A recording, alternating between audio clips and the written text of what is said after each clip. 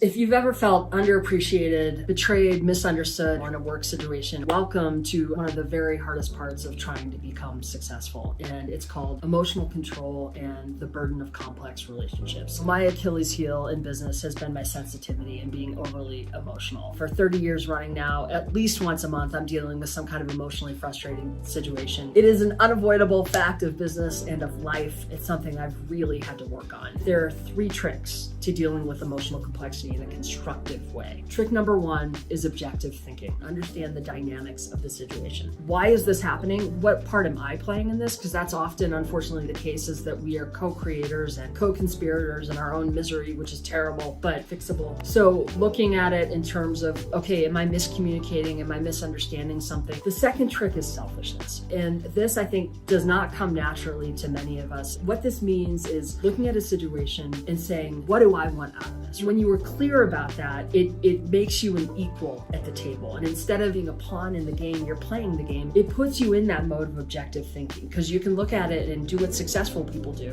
which is stay on the horse, because they know that enduring that pain and that agony is ultimately going to serve them and is worth sticking it out. Now, on the other hand, some situations are not worth sticking it out and they're just totally spiritually destructive, and you've got to have sort of this rebellion of self-esteem and self-defense and get yourself out of it. The third trick is understanding that this is what growth feels like. Growing pains. Growth hurts. Emotional complexity hurts, but it is a form of growth because by learning how to deal with it objectively and selfishly, you are building a muscle. Emotional control, it is a huge success factor. Look 10 feet past what's happening and realize that the situation is fleeting, and what you're really getting out of it is you and strength and one of your critical success factors. That's what you deal with to be successful, and you got to find a way to do it.